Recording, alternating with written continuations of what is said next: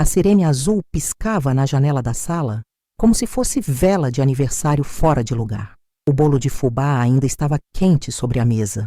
O cheiro de erva doce misturando-se ao perfume frio da noite de Curitiba. Marcelo, meu primogênito, mantinha os braços cruzados, enquanto 2 policiais educados, mas firmes, perguntavam meu nome e pediam só 1 minuto para conferir meus documentos. Fiquei parada na porta da minha própria casa, a chave antiga presa no punho, o anel de compromisso do Antônio girando leve no dedo. No dia em que completei 68 anos, a festa foi diferente. E quando ouvi um deles dizer: "Seu filho alega que a senhora está confusa e tem sido agressiva", entendi que aquela ligação não tinha sido engano.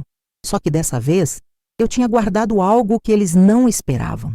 Mas antes de prosseguirmos, confira se você já está inscrito no canal. E escreva nos comentários de onde você está assistindo este vídeo. Adoramos saber até onde nossas histórias estão chegando. Quando o Antônio se foi há 2 anos, o silêncio da casa do Juvevê ganhou peso. Cada rangido do assoalho parecia um passo dele que nunca chegava. Cada torneira que pingava era uma tarefa que ele costumava resolver com um sorriso e uma caixa de ferramentas. O sol de Curitiba entrava pelas janelas da sala e encontrava os móveis no mesmo lugar, a poeira dançando no ar como se nada tivesse mudado. Mas tudo havia mudado. Eu me via vagando pelos cômodos, passando a mão na poltrona azul onde ele lia o jornal, sentindo o vazio no lado direito da cama. A casa, que antes era nosso ninho, virou uma concha grande demais para uma pessoa só. Foi numa dessas tardes cinzentas que Marcelo chegou com uma proposta que soava como cuidado. "Mãe, por que a senhora não vem morar com a gente no Água Verde por um tempo? O apartamento não é grande, mas tem um quarto de hóspedes. A gente cuida da senhora e a senhora cuida da gente." Patrícia, ao lado dele, sorriu um sorriso contido, mas que me pareceu sincero. Ia ser tão bom ter a senhora por perto, dona Helena. A ideia de ter o barulho de talheres na hora do jantar, o som da televisão ligada numa novela e conversas no fim do dia me pareceu um alívio. Eu disse sim. Fiz uma mala pequena. Separei algumas roupas, meus cadernos de receita e a caixa de costura. Na hora de fechar a porta da casa, meus dedos encontraram a chave antiga, de metal pesado, com um arranhão distinto na cabeça. Era a chave da porta da frente. Eu a guardei no bolso do casaco, como quem guarda um amuleto. O apartamento deles era moderno, com paredes claras e cheiro de produto de limpeza. Meu quarto era pequeno, mas arrumado. Nas primeiras semanas, a vida pareceu reencontrar um ritmo. Havia sopa às terças. Patrícia me trazia chá de camomila sem que eu pedisse, e Marcelo me contava sobre o trabalho, pedindo minha opinião sobre coisas que eu mal entendia, mas que me faziam sentir incluída. Eu contava histórias do meu tempo de costureira na fábrica, das festas de bairro no Juvevê, e via Patrícia rir, um riso discreto que não mostrava os dentes, mas que aquecia o ambiente. Parecia um recomeço. Numa noite, enquanto desfazia uma caixa com pertences que tinha trazido, encontrei a chave novamente. O metal frio na minha mão me transportou para mais de 40 anos atrás. Eu e Antônio tínhamos acabado de comprar a casa. Era um esqueleto de lugar, com cheiro de tinta fresca e sonhos. Estávamos no meio da sala vazia, sentados no chão, dividindo uma garrafa de guaraná.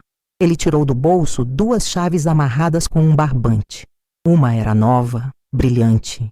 A outra era essa já gasta que veio com a casa. Ele me entregou a antiga. "Essa aqui, Heleninha", ele disse, a voz cheia, daquele otimismo calmo que era só dele, "é a chave que importa. A que tranca o mundo lá fora e guarda a gente aqui dentro. Promete que nunca vai perder?" No meio da reforma, sem querer, ele mesmo a arranhou com uma espátula, deixando a marca que a tornava única. E eu prometi. Guardei a chave na minha gaveta de meias, no apartamento do Água Verde. Era um pedaço da minha história num lugar que ainda não tinha as minhas marcas.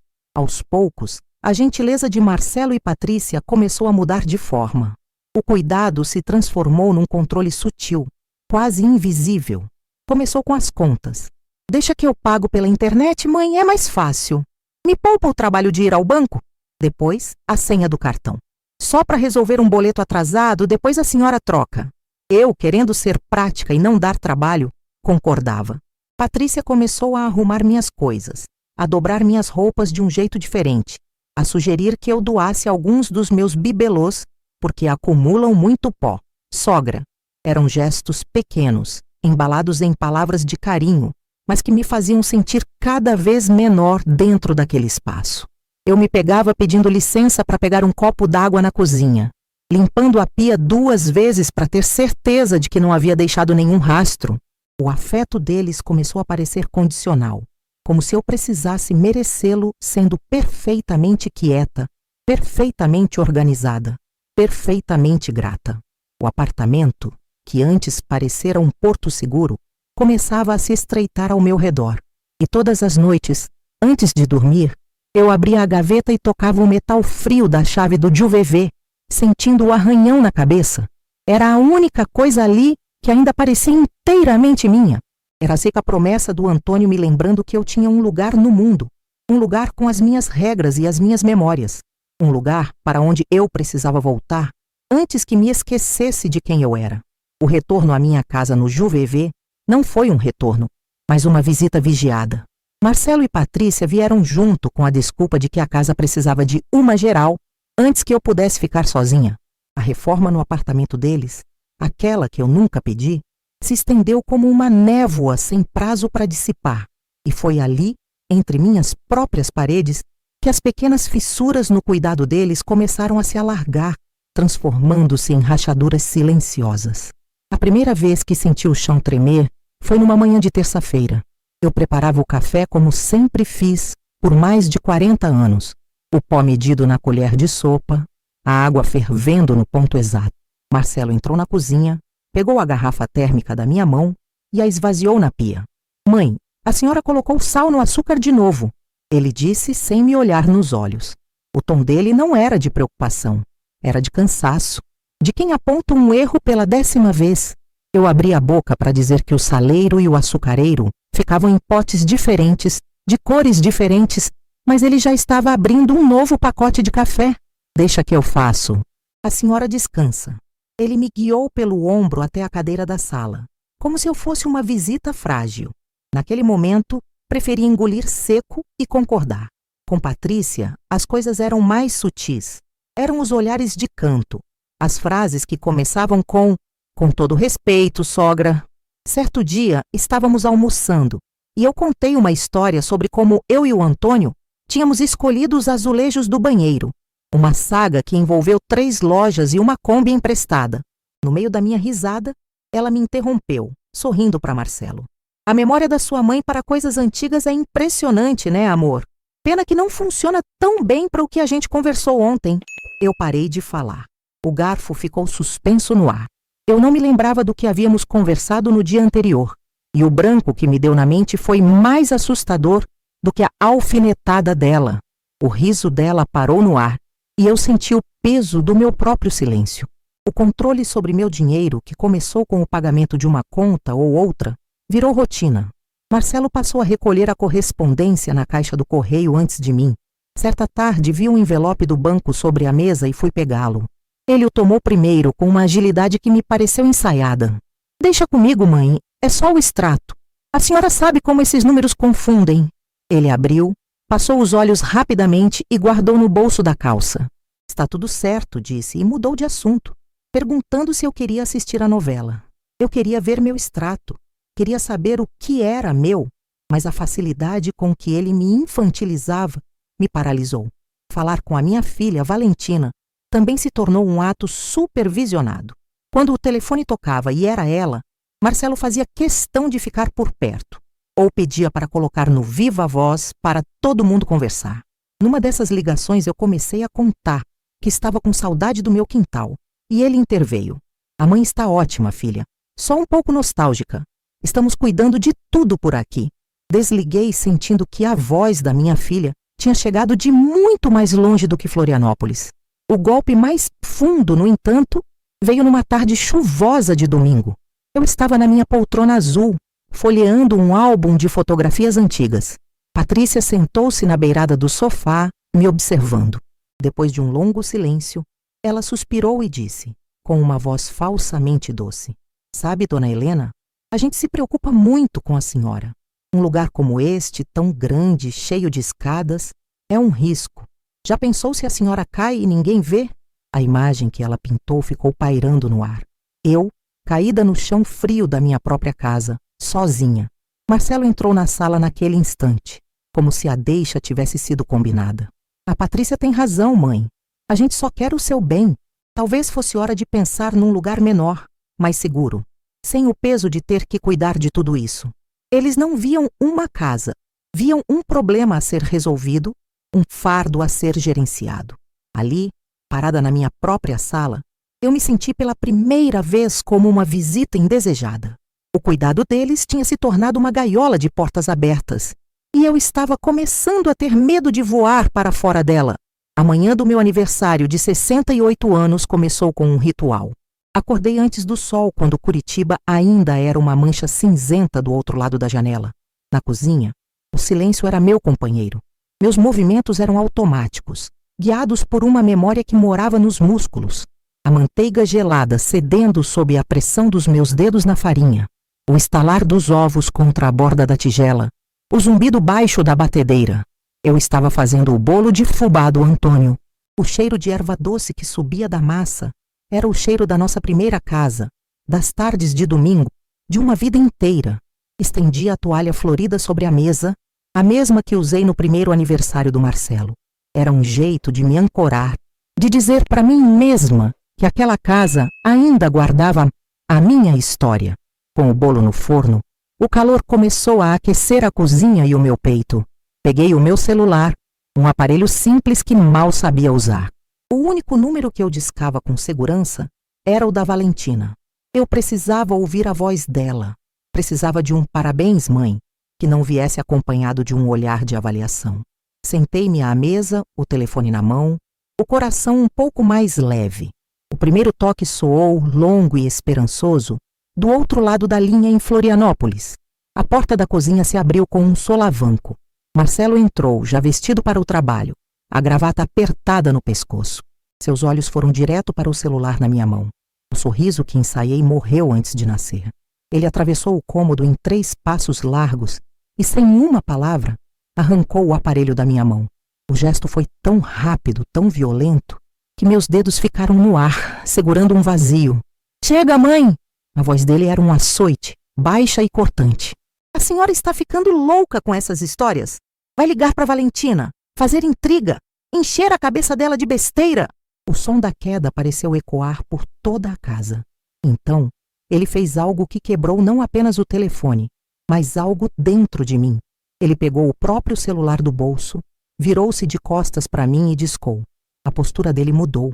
Os ombros se curvaram ligeiramente, a voz se tornou controlada, performática, tingida com uma urgência que era pura mentira. "Alô? É da polícia? Eu preciso de ajuda." Ele fez uma pausa dramática. "Minha mãe, ela está muito descontrolada. Sim, aqui em casa, no JuVV." Ela acabou de me agredir. Apenas observou a cena. Os braços cruzados sobre o peito, o rosto uma máscara de neutralidade impassível. O silêncio dela foi uma facada. Senti o ar faltar. O calor do forno, que antes era reconfortante, agora parecia sufocante. Minha pele ficou úmida e fria ao mesmo tempo. Eu não conseguia me mover. Minha única reação foi olhar para o forno, através do vidro, onde o meu bolo começava a dourar. Aquele bolo era a minha única rebelião, a minha única festa. E agora, nem isso me pertencia. Marcelo desligou o telefone e se virou para mim. Havia um brilho de triunfo em seus olhos, uma frieza que eu nunca tinha visto antes. Ele não era mais o meu menino. Era um estranho que tinha invadido a minha casa para me expulsar de mim mesma. Um cheiro novo começou a se misturar com o de erva doce. Um odor acre, de açúcar queimando, o meu bolo. Eu tinha me esquecido dele. O cheiro de queimado foi a única coisa que preencheu o silêncio que se seguiu. O cheiro de queimado foi a última coisa que registrei antes que o mundo se tornasse um borrão de sons abafados e luzes azuis. Os policiais, com uma polidez que soava mais distante que a lua, me pediram para aguardar na sala. Marcelo não me olhou enquanto eu passava por ele. Fui caminhando devagar, sentindo o assoalho ranger sob meus pés, cada passo um eco no vazio que se instalava dentro de mim.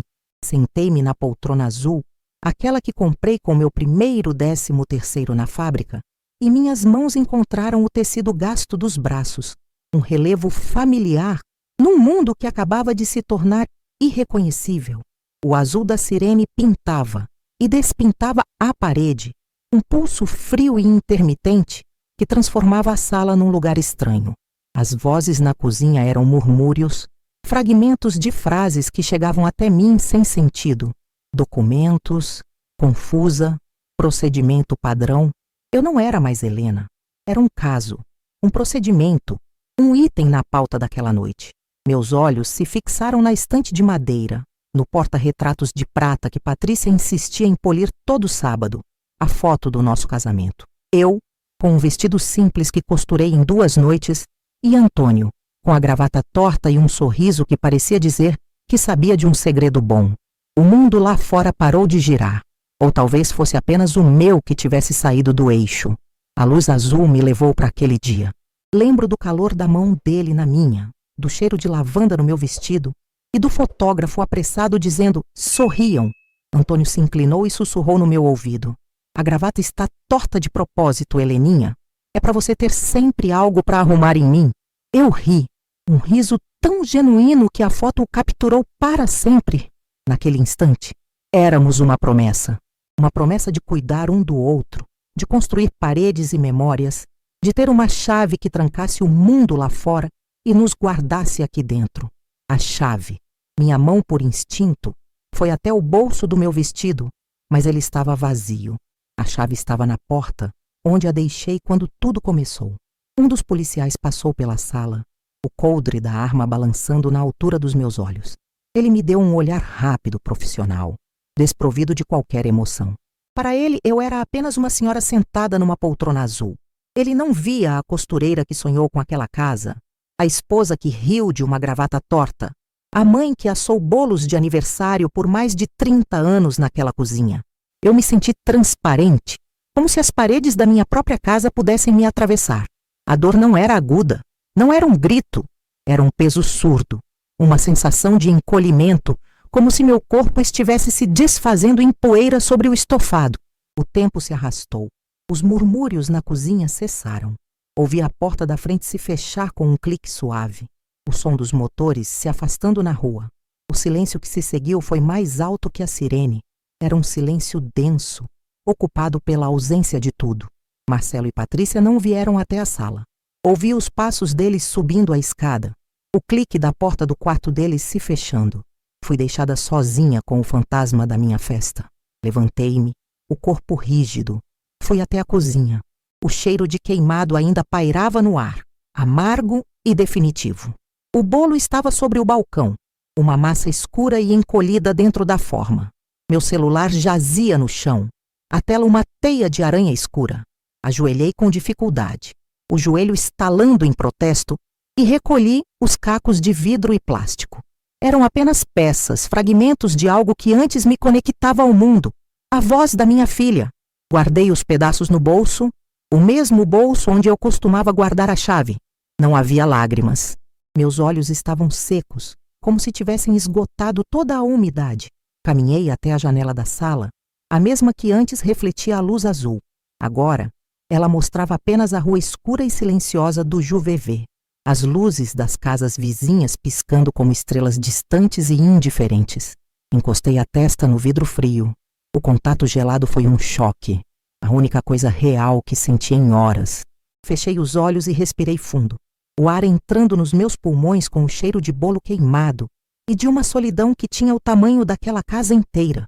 Eu estava ali, de pé, mas sentia que tinha caído de um lugar muito alto, e o silêncio era o chão.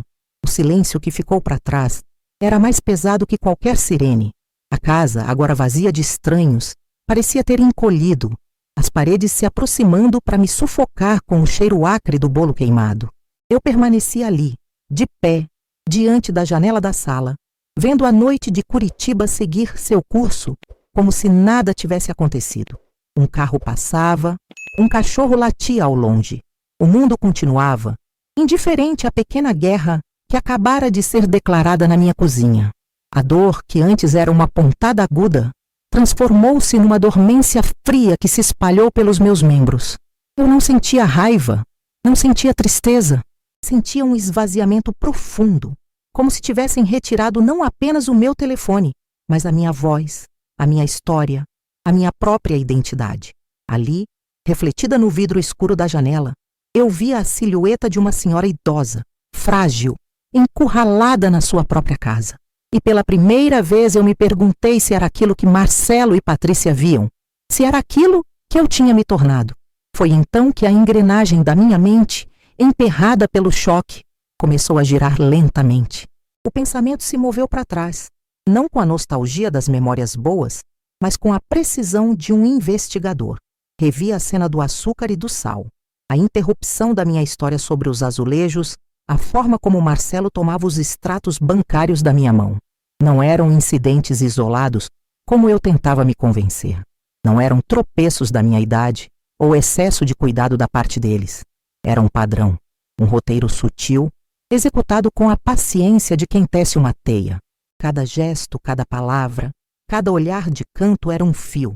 A senha do banco pedida só hoje, a correspondência interceptada com um sorriso, as perguntas repetidas para testar minha memória, a sugestão de um lugar menor, mais seguro.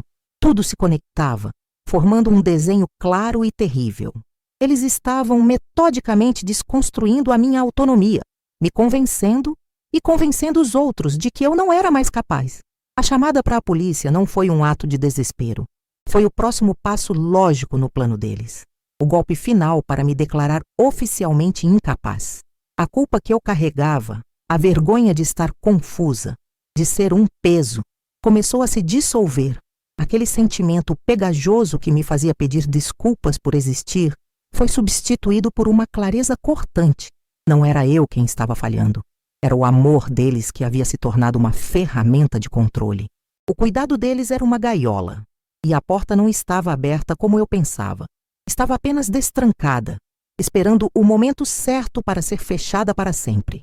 Foi naquela noite que decidi que a minha história não terminaria como um sussurro no escuro, abafado por um laudo de insanidade encomendado. Decidi que a promessa que fiz ao Antônio, de cuidar da nossa casa e da nossa história, não seria quebrada pela ganância disfarçada de zelo. O medo que me paralisava deu lugar a uma calma fria, uma determinação que brotou do fundo da minha alma. Eu não ia lutar com gritos ou acusações, eu ia lutar com a verdade. A lembrança veio, nítida como a luz de um relâmpago. A visita discreta ao Dr. César Brito, o advogado que minha amiga da igreja me indicou. A conversa na sua sala modesta, onde ele me ouviu com paciência e me orientou. Guarde todos os originais, dona Helena, tudo, e faça uma avaliação cognitiva.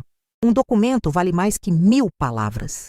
Lembrei-me da tarde no consultório da doutora Lídia Maranhão, dos testes de memória, das perguntas sobre o meu dia a dia e do seu sorriso ao final, entregando-me o laudo que atestava minha plena capacidade mental e cognitiva.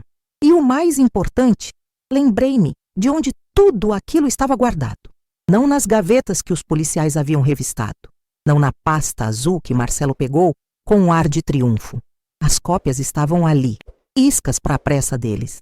Os originais, a escritura da casa, as certidões, os extratos que eu havia conseguido pegar antes que ele interceptasse e o laudo da doutora Lídia estavam todos embrulhados num pano de prato antigo, dentro de uma lata de goiabada com o desenho de uma flor, segura, debaixo da caixa de costura na casa da minha mãe. Aquilo não era sobre vingança, era sobre justiça. A justiça de ter o direito de ser a dona da minha própria vida, de assar um bolo no meu aniversário, de ligar para a minha filha. Era sobre sobrevivência. Se eu cedesse agora, se eu me deixasse levar por aquela onda de manipulação, a Helena que riu da gravata torta do Antônio desapareceria para sempre. Afastei-me da janela. Meus ombros, antes curvados pelo peso da derrota, se endireitaram. Atravessei a sala escura, meus passos agora firmes sobre o assoalho. Não olhei para a poltrona azul, nem para a orafoto na estante. Deixei a escuridão para trás e entrei na cozinha. Com um gesto deliberado, minha mão encontrou o interruptor na parede e eu acendi a luz. A luz forte e amarela expôs a desordem. O bolo queimado no balcão, os cacos do meu celular no chão. Mas pela primeira vez em meses, a bagunça não me assustou. Ela apenas iluminou o ponto de partida. A luz amarela da cozinha expôs a cena de um campo de batalha silencioso. O bolo queimado, uma ruína escura sobre o balcão. Os cacos do meu celular, estilhaços de uma comunicação rompida. Mas a desordem externa não refletia o que se passava dentro de mim.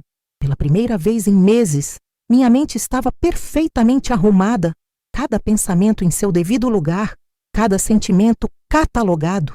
O choque havia passado, a dor se transformado em combustível. Eu não hesitei. Desliguei a luz, deixando a cozinha na penumbra, e caminhei até a porta dos fundos. Não peguei casaco, não troquei de sapatos.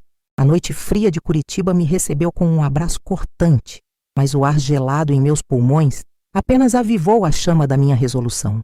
Atravessei a rua, os pés firmes no asfalto irregular. As janelas da casa da minha mãe, Dona Neuza, estavam acesas. Ela sempre me esperava, mesmo quando eu não sabia que precisava voltar. Toquei a campainha uma única vez. A porta se abriu quase que imediatamente, revelando seu rosto enrugado pela preocupação. Ela me olhou de cima a baixo, seus olhos experientes lendo a noite inteira no meu semblante. Abriu a boca para falar, para me encher de perguntas e afeto, mas eu a interrompi com um gesto suave. Hoje não, mãe. Preciso do pacote, o que está debaixo da caixa de costura. Ela entendeu. Sem uma palavra, deu um passo para o lado, me deixando entrar.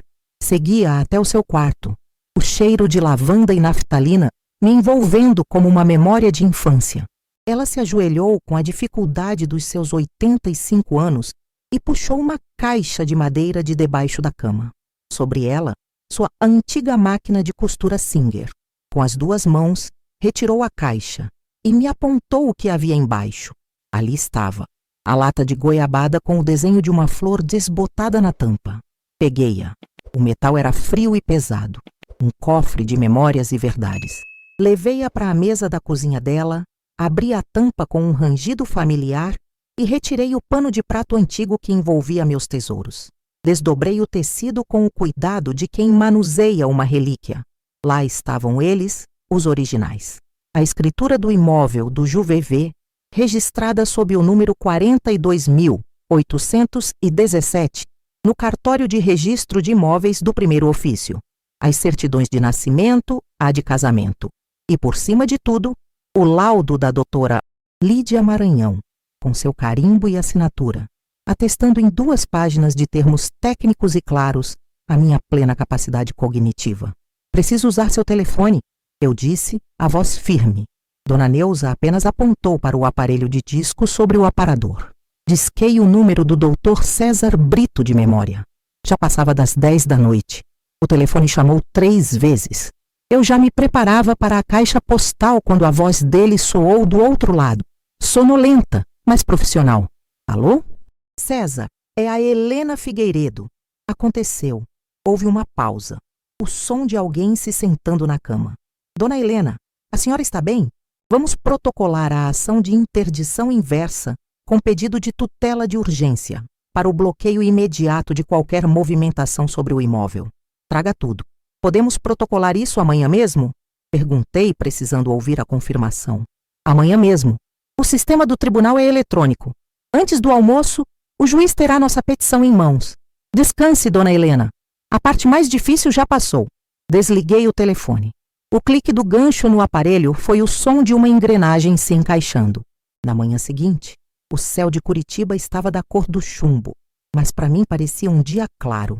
No escritório modesto da rua Augusto Stresser, Dr. César me esperava com uma xícara de café quente. Coloquei a lata de goiabada sobre sua mesa. Ele analisou cada documento com uma concentração silenciosa, organizando-os em pilhas metódicas. Entreguei a ele também os bilhetes de Patrícia, com as listas, para sua cabeça não esquecer. E mostrei no celular de minha mãe as cópias das mensagens de Marcelo pedindo senhas. Ele digitava com uma rapidez impressionante, transformando minha dor em parágrafos jurídicos. Coação psicológica, abuso de vulnerabilidade, indícios de violência patrimonial. Assinei a procuração sem que minha mão tremesse. Ele anexou o laudo da Dobré, Lídia, o histórico bancário e as cópias das mensagens. Com alguns cliques, o processo foi distribuído. Protocolo eletrônico número 00845173.23.816 ele disse, virando a tela do computador para mim. Agora aguardamos a análise do pedido liminar. O prazo legal é de 48 horas, mas costuma ser mais rápido. Saí do escritório com uma pasta parda debaixo do braço, contendo as cópias da petição inicial. O peso do papel era reconfortante. Era a minha história, agora documentada, oficializada, inegável. Voltei para a minha casa. A cozinha ainda estava do mesmo jeito, o bolo queimado, os cacos no chão, mas eu não os via mais como símbolos da minha derrota. Eram provas. Eram o ponto de partida. Coloquei a pasta sobre a mesa de granito ao lado do bolo. Agora eu sabia exatamente o que fazer. O ar da manhã seguinte era uma lâmina fria. Não esperei o sol porque em Curitiba o sol costuma se atrasar. Vesti o mesmo vestido do dia anterior, sentindo os cacos do celular no bolso como se fossem pedras afiadas. Não olhei para o quarto de Marcelo e Patrícia. Não fiz café. Apenas peguei a pasta parda que deixara sobre a mesa e saí, fechando a porta da frente com um cuidado que não sentia. O clique da fechadura foi baixo, mas para mim soou como o primeiro movimento de uma partida de xadrez. Meus sapatos faziam um som seco na calçada do Juvevé. As ruas estavam quase vazias, mergulhadas naquela luz cinza que precede o dia. Cada passo era deliberado, uma afirmação. Eu não estava fugindo. Estava a caminho. O peso da pasta debaixo do meu braço era real, uma âncora que me mantinha firme contra o vento gelado que subia a rua. O escritório do Dr. César, na Augusto Stresser, era exatamente como eu me lembrava. Pequeno, organizado, com cheiro de café forte e papel antigo. Ele já me esperava, de pé, ao lado de sua mesa de madeira escura. Não houve cumprimentos demorados, apenas um aceno de cabeça que dizia: estou pronto. Coloquei a pasta sobre a mesa polida. O som do papelão contra a madeira foi a única coisa que quebrou o silêncio. Ele abriu e, com a eficiência de um cirurgião, começou a dispor os documentos. A escritura, as certidões, o laudo da doutora Lídia, as cópias das mensagens. Cada papel era uma peça da minha vida, um fragmento da minha verdade.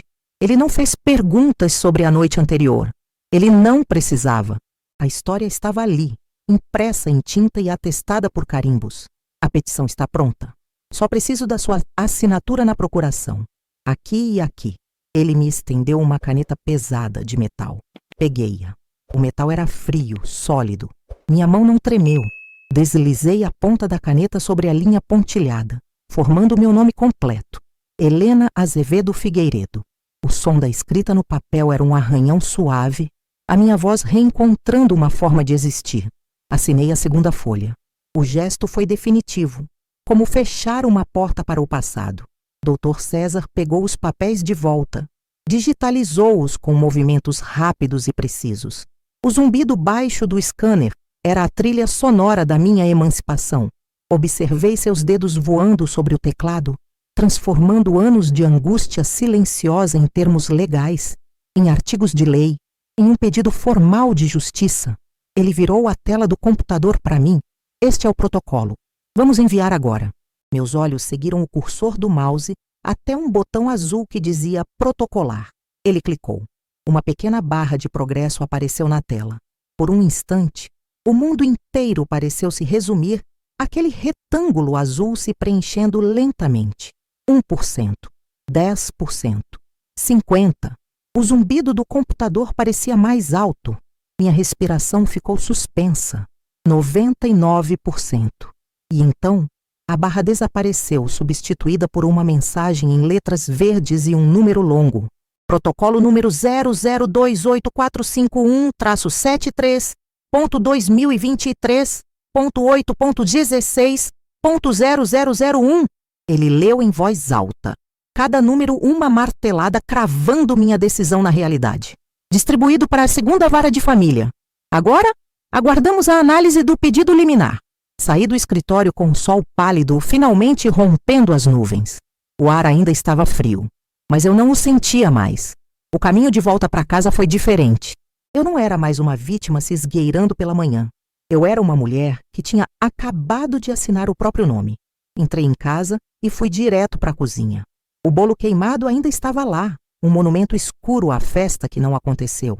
Os cacos do meu celular ainda espalhados perto do armário. Mas agora, eu os via de outra forma. Eram evidências. Eram o ponto final do capítulo anterior. Com uma calma que me surpreendeu, peguei uma pá de lixo e varri os estilhaços, depositando-os com cuidado numa sacola. Peguei a forma do bolo e a coloquei na pia.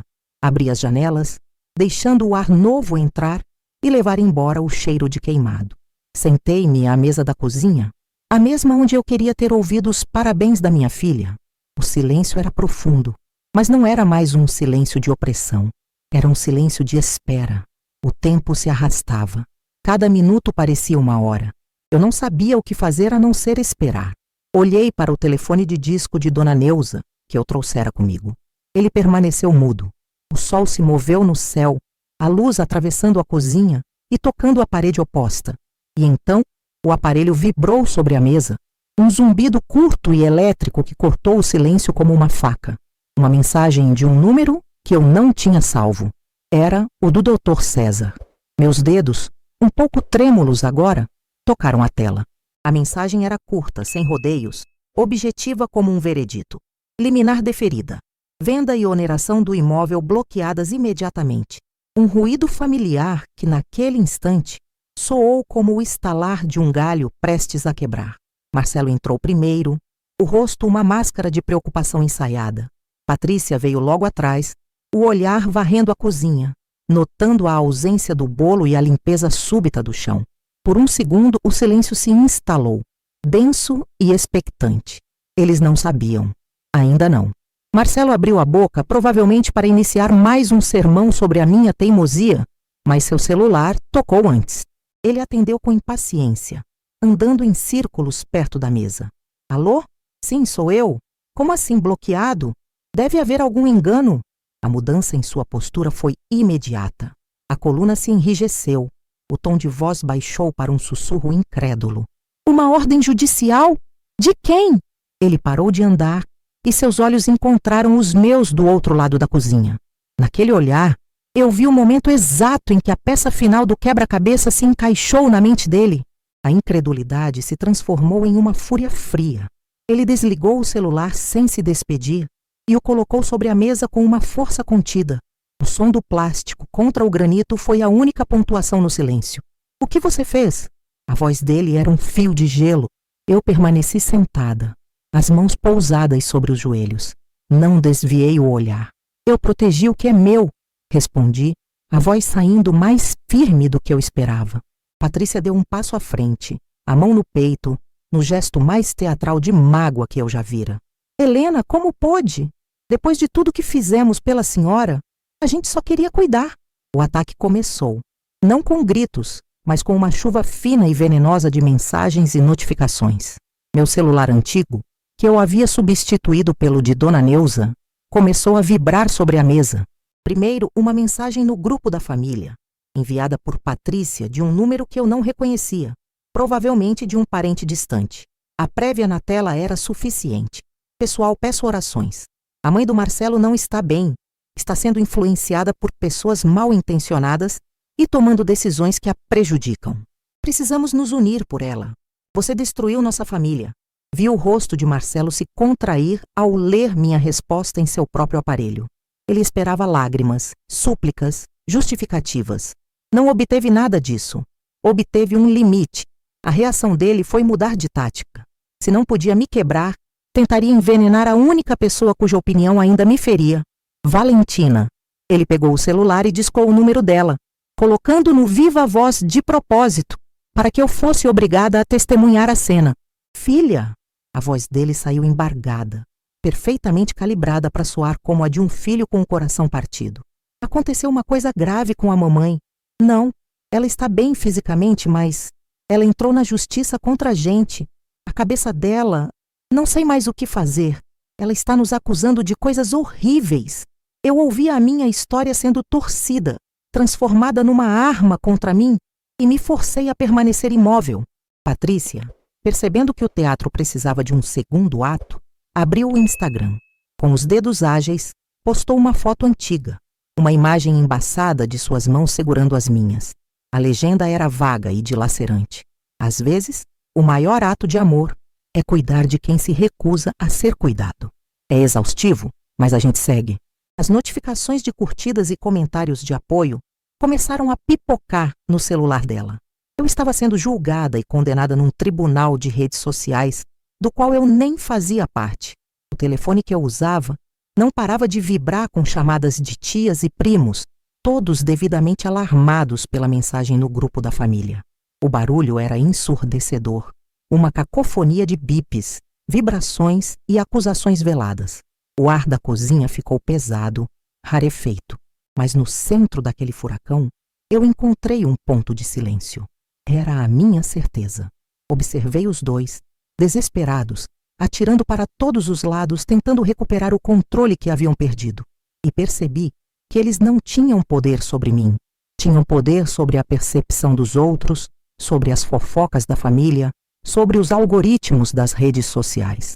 Mas sobre a minha verdade, não mais. Com um gesto lento, peguei o celular que vibrava sobre a mesa. Deslizei o dedo pela tela e ativei o modo silencioso. A vibração cessou. A tela se apagou. Coloquei o aparelho virado para baixo sobre a toalha de mesa. O caos continuava, eu sabia, mas agora ele acontecia do lado de fora da minha paz. Levantei-me, fui até a pia, abri a torneira e enchi um copo com água. Bebi devagar, sentindo o líquido frio descer pela minha garganta. O espetáculo de desespero deles continuava na sala de estar, mas eu não era mais a plateia. Eu era a dona da casa. E pela primeira vez, a casa estava em ordem. A audiência de conciliação aconteceu 2 dias depois, numa sala fria do Fórum Cível, no 6º andar. O ar cheirava a papel velho e desinfetante. A mesa de madeira escura, longa e polida, refletia a luz branca e impessoal das lâmpadas do teto. Sentei-me ao lado do Dr. César, sentindo o frio da cadeira de couro sintético através do meu vestido. Do outro lado da mesa, Marcelo e Patrícia estavam sentados ao lado de um advogado jovem, de terno bem cortado e expressão séria. Marcelo não me olhava.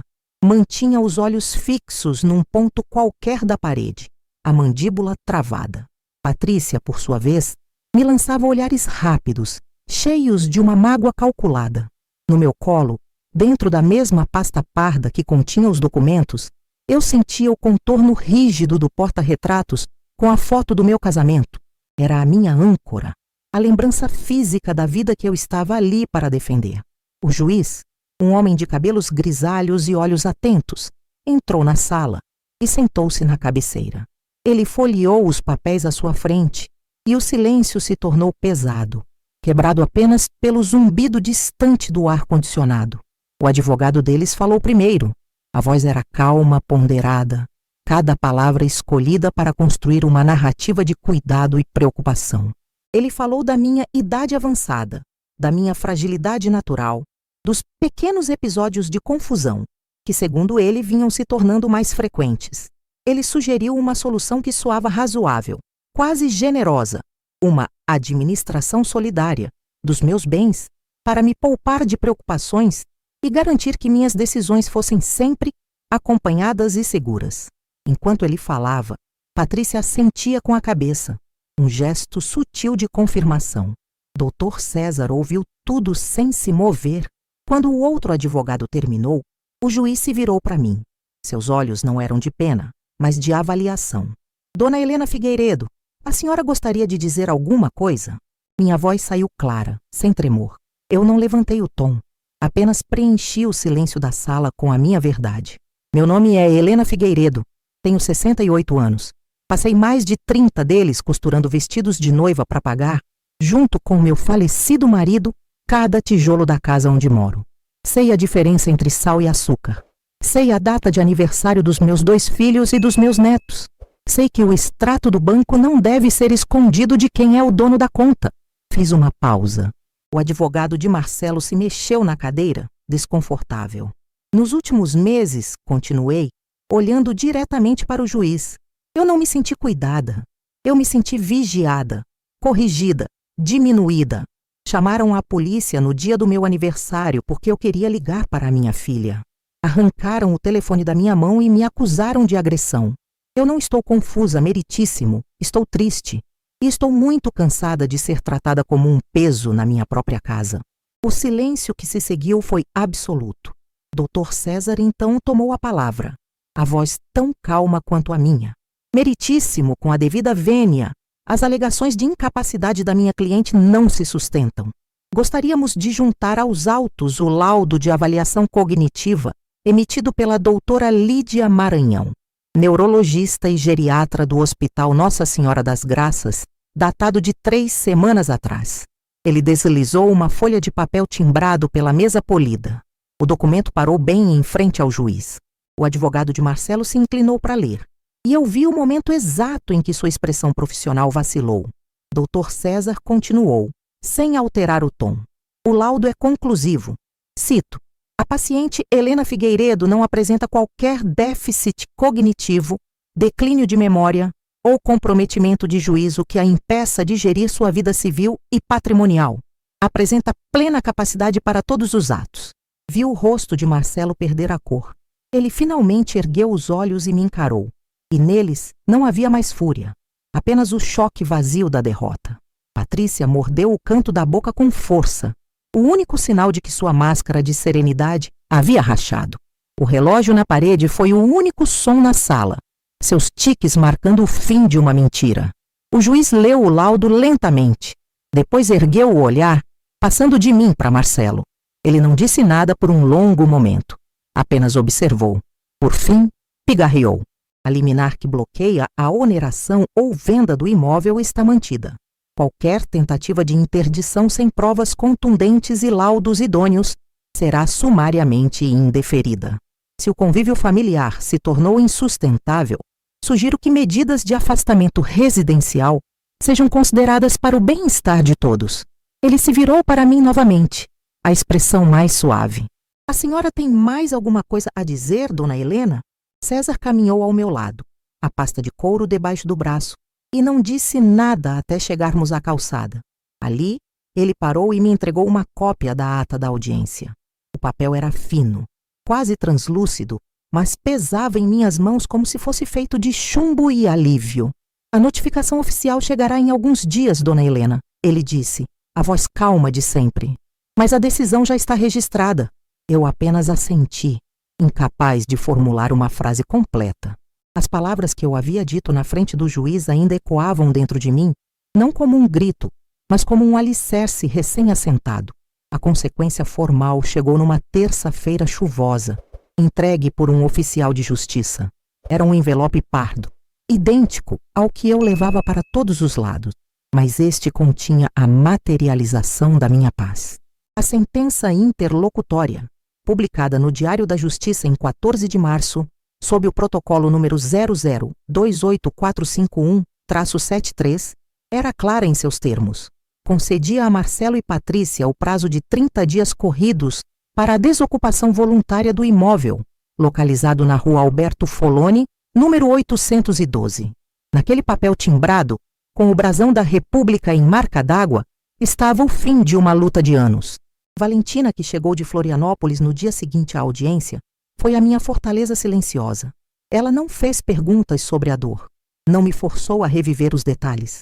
Em vez disso, arregaçou as mangas e começou a me ajudar a colocar a vida em ordem. A primeira parada foi na agência do Banco do Brasil na Rua 15, a mesma onde eu e Antônio abrimos nossa primeira conta conjunta. O gerente, seu Afonso, um homem que me conhecia desde que eu era apenas a esposa do engenheiro, nos recebeu em sua sala. Com a ordem judicial em mãos, o processo foi rápido. Cancelei todos os cartões e senhas antigos. Retirei qualquer autorização de movimentação por terceiros. Abri uma nova conta, apenas em meu nome, para onde a minha pensão seria transferida a partir do próximo mês. Assinei os papéis com a mesma caneta que o gerente me ofereceu. E pela primeira vez em muito tempo, senti que meu nome me pertencia por inteiro. As 2 semanas seguintes foram estranhas. A casa se encheu de caixas de papelão. Marcelo e Patrícia se moviam como fantasmas, empacotando suas coisas em um silêncio pesado e ressentido. Não houve gritos, não houve discussões. O silêncio era mais eloquente.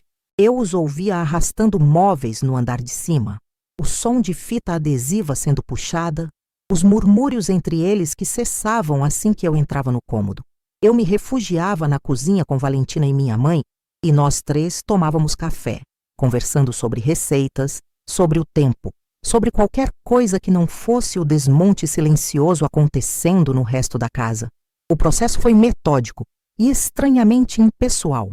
Eles separaram o que era deles com uma precisão cirúrgica, deixando para trás apenas os móveis e objetos que pertenciam à casa, à minha história. Valentina me ajudou a fazer um inventário discreto, garantindo que nada meu fosse levado por engano ou intenção. Um dia, vi Patrícia tirar da parede um pequeno quadro com flores secas que ela mesma havia feito. Ela o segurou por um instante, olhou para mim e depois o colocou dentro de uma caixa. Naquele olhar não havia pedido de desculpas, apenas a constatação fria de um fim. No 30º dia, um caminhão de mudanças parou em frente à casa. A movimentação foi rápida. Em menos de 2 horas, tudo havia sido levado. Marcelo foi o último a sair. Ele parou na porta da sala, a chave do carro na mão. Por um momento pensei que ele diria alguma coisa, que tentaria uma última justificativa, um último apelo. Mas ele apenas me olhou, um olhar vazio que eu não soube decifrar, e disse uma única frase. A avó ligou. Perguntou se a senhora precisa de alguma coisa. Depois, virou-se e saiu, sem esperar resposta. Eu, Valentina e Dona Neuza assistimos da janela da sala, enquanto o portão de ferro se fechava com um rangido familiar. O caminhão deu a partida, seu motor diesel quebrando o silêncio da rua, e dobrou a esquina, desaparecendo. Um alívio que não tinha nome, mas que tinha o peso de uma casa inteira, desceu sobre mim. Não era alegria, não era triunfo, era apenas a ausência de peso. A hostilidade havia sido empacotada em caixas e levada embora. Valentina colocou a mão no meu ombro. Vou fazer um café fresco, mãe. Eu assenti e continuei olhando para a rua vazia. A luz do fim da tarde entrava pela janela, tocando a poeira que dançava no ar e iluminando os espaços vazios onde antes havia móveis que não eram meus. A casa respirava de novo, e pela primeira vez em muito tempo, eu sentia que podia respirar junto com ela. O silêncio que ficou depois que o caminhão dobrou a esquina não era vazio, era um espaço que por meses esteve preenchido por passos que não eram os meus, por vozes que me corrigiam, por uma preocupação que pesava como um cobertor molhado. Agora, a casa parecia maior, como se tivesse se expandido para me acolher de volta. A luz do fim da tarde entrava pelas janelas limpas e revelava um lugar que eu precisava reaprender a habitar. Passei os dias seguintes caminhando pelos cômodos, tocando os móveis, sentindo a textura da madeira da estante, o veludo gasto da minha poltrona azul. Não era uma celebração, mas um reconhecimento. Eu estava me reapresentando à minha própria vida. E foi nesse silêncio que a compreensão mais profunda veio, não como um relâmpago, mas como o sol da manhã que ilumina o quarto devagar. Eu entendi que o amor, quando não vem acompanhado de respeito, se transforma numa gaiola bonita. As grades são feitas de palavras de carinho, as fechaduras são disfarçadas de cuidado, mas a sensação de aprisionamento é a mesma. Eu passei a vida inteira acreditando que ser boa era ceder, que amar era não criar conflito. Deixei que me empurrassem para o canto da minha própria história, aceitando a narrativa de que eu era frágil, confusa, um problema a ser administrado. A promessa que eu fiz ao Antônio de cuidar da nossa casa, eu mesma a quebrei quando permiti que a hostilidade se instalasse na cozinha e o desrespeito se sentasse à mesa de jantar. A justiça que busquei no fórum, com papéis e advogados, não foi um ato de vingança. A vingança busca a dor do outro. Eu buscava apenas o fim da minha. Foi um ato de sobrevivência, a recuperação da minha própria voz. Foi a velha costureira de 68 anos dizendo com a linha e a agulha da lei que o tecido da sua dignidade não estava à venda. Eu não arranquei Marcelo do meu coração. Isso uma mãe não consegue fazer. Eu apenas o retirei da administração da minha vida. Tracei uma fronteira, não com arame farpado, mas com a clareza de quem finalmente conhece seu próprio terreno. Ele pode ser meu filho, pode vir para o almoço de domingo, se um dia o tempo curar as feridas. Mas ele não pode mais gerir minhas contas, interceptar minhas cartas ou decidir por mim qual é o meu bem. Aprendi, da forma mais dura, que dizer não é um ato de agressão, mas de autopreservação. É o alicerce de qualquer relação saudável. Minha rotina, e agora, é feita de pequenos atos de soberania. O café pela manhã é feito do meu jeito, com a medida de pó que só eu conheço, e tomado sem pressa, olhando as roseiras que plantei com Antônio no quintal. Voltei a conversar com a doutora Lídia, não mais para laudos, mas para colocar os pensamentos em ordem, para entender que a velhice pode trazer esquecimentos, mas não anula a identidade. Minha fé, que andava escondida, voltou a ser uma conversa silenciosa no fim do dia, uma gratidão sussurrada, sem plateia e sem dogmas. São gestos simples, mas que, somados, reconstroem uma pessoa. Antônio me deixou a casa e as memórias, mas o que eu deixo para Valentina, para os meus netos? A lição de que se pode ser forte sem ser dura, de que é preciso cuidar de si mesma para poder cuidar dos outros. A lição de que respeito também é herança. Com Valentina, a relação se aprofundou. Nossas ligações agora são longas, cheias de pausas e risadas, sem o medo de uma escuta indesejada. Com minha mãe, Dona Neuza, a cumplicidade se tornou o nosso idioma principal. Ela não me vê como a idosa que precisa de ajuda, mas como a sua Heleninha, que tropeçou e aprendeu a se levantar. Hoje de manhã, enquanto arrumava uma gaveta, minha mão encontrou a chave antiga da casa, aquela com o arranhão na cabeça. Segurei-a na palma da mão, o metal frio e pesado. Por muito tempo, ela foi o símbolo de uma promessa que eu achava ter quebrado. Mas agora, olhando para a marca que a espátula do Antônio deixou, eu entendi diferente. A chave não serve mais apenas para trancar o mundo lá fora e guardar a gente aqui dentro. Ela serve principalmente para me lembrar que eu tenho o poder de abrir a porta por dentro, de decidir quem entra, quem fica e quem precisa ir. O arranhão não é um defeito, é a cicatriz que conta a história. A luz da manhã está começando a dourar a cozinha.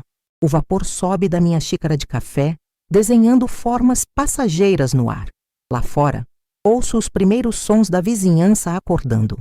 O portão de um vizinho, o latido de um cachorro, o motor distante de um ônibus. A casa está em silêncio. E, pela primeira vez em muito tempo, é um silêncio que tem o meu nome. A manhã de domingo chegou sem pedir licença, derramando uma luz pálida e leitosa sobre os telhados do JuVV. O frio de Curitiba entrava pelas frestas da janela, mas pela primeira vez em muito tempo, não me arrepiava a alma.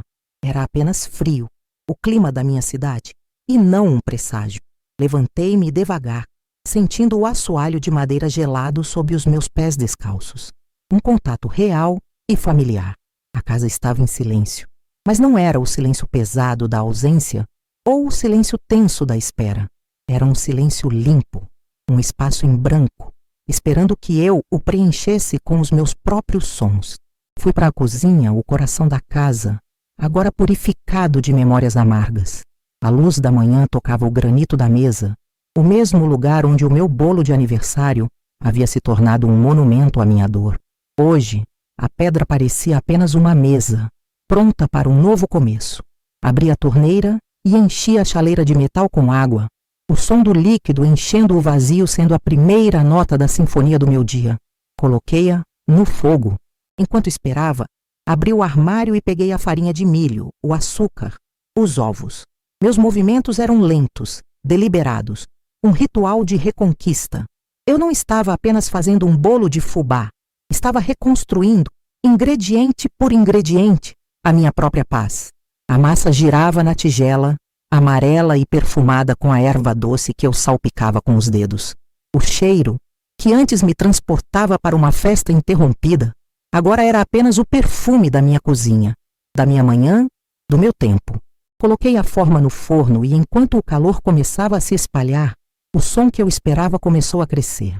Baixo, depois agudo, até se tornar um assobio longo e constante. O apito da chaleira, aquele som tão cotidiano, tão simples, me pareceu a coisa mais bonita do mundo. Era o som de uma casa viva, o som de que a água estava pronta, de que o café estava a caminho, de que a vida continuava. Desliguei o fogo e o apito cessou, deixando um eco de tranquilidade no ar. Enquanto a água assentava, meus olhos foram atraídos para o pequeno prego ao lado da porta, onde eu a havia pendurado, a chave antiga da casa. Caminhei até ela e a peguei. O metal estava frio na palma da minha mão, seu peso familiar e reconfortante. Passei o polegar sobre o arranhão na cabeça, a cicatriz que contava a nossa história, a história de um amor construído com espátulas e sonhos. Por tanto tempo, segurei esta chave como a guardiã de uma promessa feita a Antônio. Mas naquela manhã eu entendi diferente. A promessa não era apenas sobre a casa, mas sobre mim. Cuidar da casa era, antes de tudo, cuidar da dona da casa. Então fiz algo que não fazia há meses. Com a chave na mão, caminhei até a porta da frente. Abri-a e olhei para a rua tranquila, para as árvores balançando suavemente, para o céu cinzento que começava a se abrir em nesgas de azul. Respirei fundo o ar da manhã. Depois, com uma calma que parecia brotar do centro da terra, fechei a porta devagar. O som do batente se encontrando com a madeira foi suave, definitivo. E então, o gesto. Minha mão, que já não tremia, inseriu a chave na fechadura.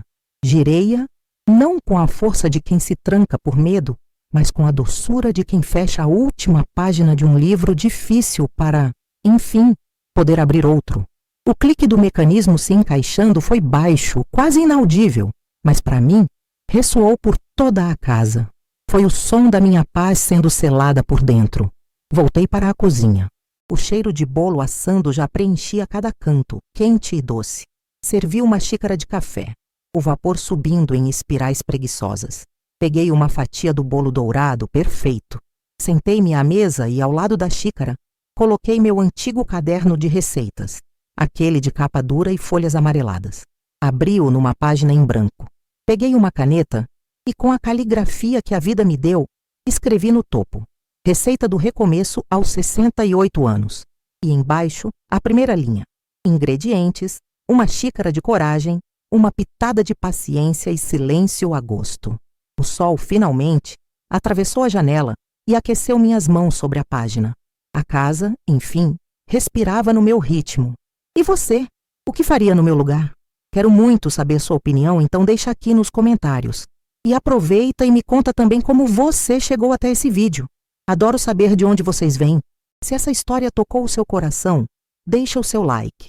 Isso ajuda muito o canal. E claro, já se inscreve, porque tem muitas outras histórias como essa te esperando. Um abraço carinhoso e até a próxima história.